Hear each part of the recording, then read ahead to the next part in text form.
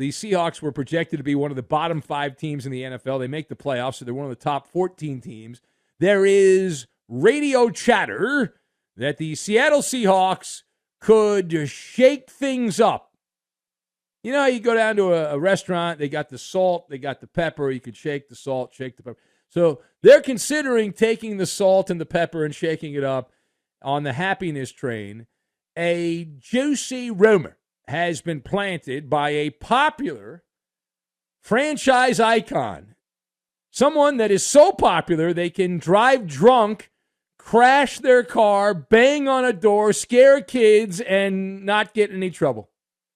If you haven't heard, maybe not, Richard Sherman is back, and he's tossed out a nugget. Is it true that the Seahawks would love to trade Geno Smith to the Baltimore Ravens in the sign and trade deal to get Lamar Jackson from Baltimore into Seattle?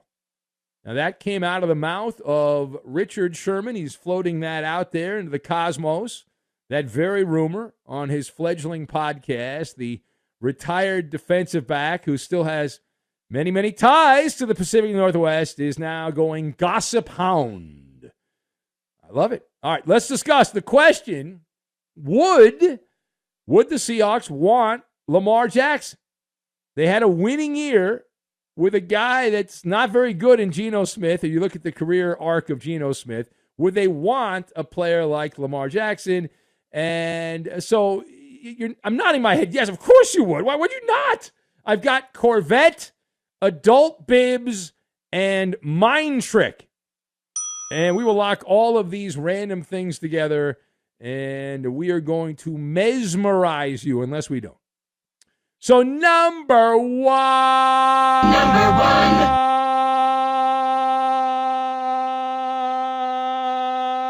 Number one. The Seahawks and Lamar Jackson have no connection. See, that's the part of this that I have a problem with, but typically you've got to have some kind of family ties.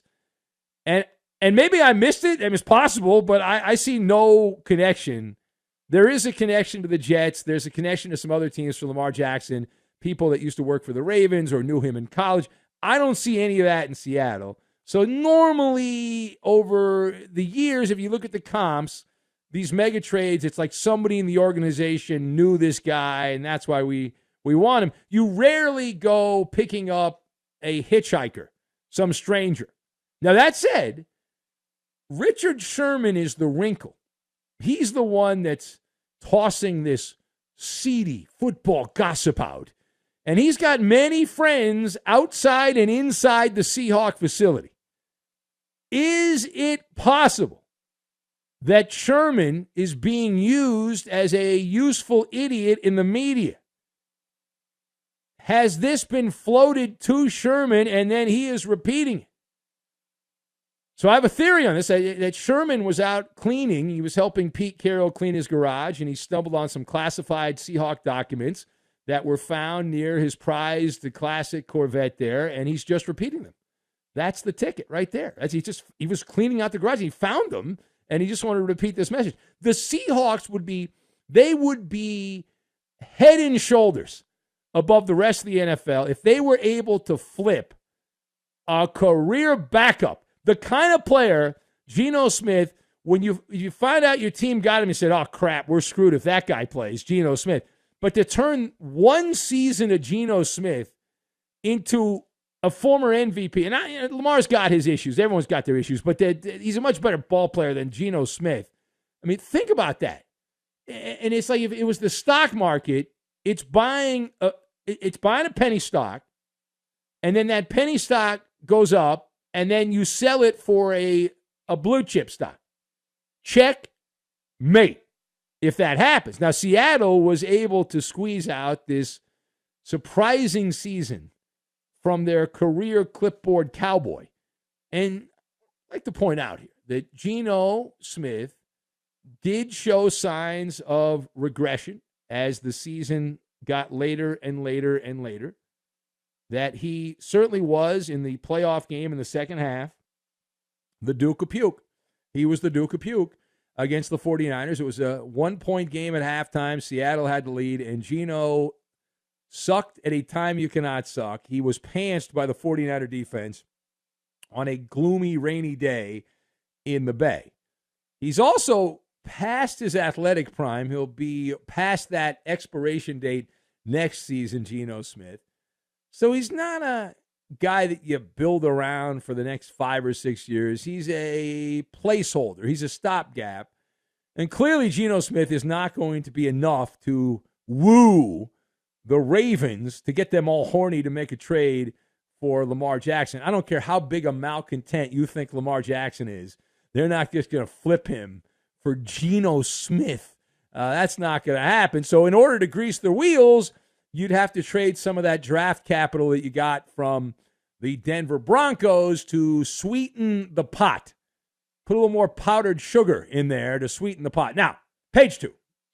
Is there a team willing to pay Geno Smith in a long-term contract? Now, you know my position on this. I wouldn't be that team, but the answer is yes, that Geno Smith will find the pot of gold. There shouldn't be that team, but my experience tells me that there will be that team. At the bare minimum, he's going to get the franchise tag, but the NFL is it's a metropolis known as being on the outskirts of Suckersville. And we have been burned too many times. I can't begin to tell you over the years I've done this where I've come in here and I've said, there's no way you pay that guy. That guy's a Mama Luke. And then I got to come back and the guy got paid. Right? There's so many incompetent stumble bum quarterbacks who get paid by more incompetent executives who don't have any foresight. And it's all about the right marketing campaign. Geno Smith can secure a truck full of pesos. And you look around. I mean, Kyler Murray blows. He's undersized. He's been hurt the last couple years. He's addicted to video games. That's his life's passion, not football. He's got a little Napoleon complex. And he got paid. He got paid. Sulking on the sidelines. Deshaun Watson, the creepy quarterback. Right, big stats on losing teams the last stretch of games there in Houston. He gets a record-setting contract from the pathetic Cleveland Browns, the joke of the NFL, while he was in the middle of being investigated for hanky-panky massages, which is still not done, by the way. There's still outstanding claims against Watson, at least one in civil court, and he paid out a bunch of hush money, and the Browns are like, yeah, we'll pay that guy. And they went out, they played him, had a losing record with Deshaun Watson when he started games this year. There are other older examples. If you want to go way back, if you're old enough to remember, there's a guy named Matt Flynn who had one amazing game in Green Bay. It was the final weekend of the regular season against, I believe, the Detroit Lions. Had an amazing stat line, and people were like, oh, man, that was great, but no one's going to pay him. Oh, the Seahawks actually paid him. And then they ended up drafting Russell Wilson, and so Matt Flynn got paid a bunch of money and didn't end up getting the chance to play because the other guy was better. But the NFL teams have a rich history of doing this. When they have hunger pains for the quarterback, they end up doing really wonky things. So can I see in my crystal ball a scenario where a team like the Texans or the Panthers put on the old adult bib there and they go to Dick's Last Resort and they have a meal and they're like, all right, we got to get something. Houston did that same thing. Remember Brock Osweiler, if you're old enough to remember that guy, that stiff Brock Osweiler who played a few games for the Broncos, and Houston gave him, I think it was over $70 million, if I remember correctly, in Denver. So desperate times call for desperate measures. So would I pay Geno Smith? No. But some dumb NFL team, if Geno's on the market, will rationalize that, yeah, he had a big first half of the season. He's a late bloomer. He's turned over a new leaf. Blah, blah, blah, blah, blah, blah, blah, blah, blah. They will reassure themselves that he's worth the gamble.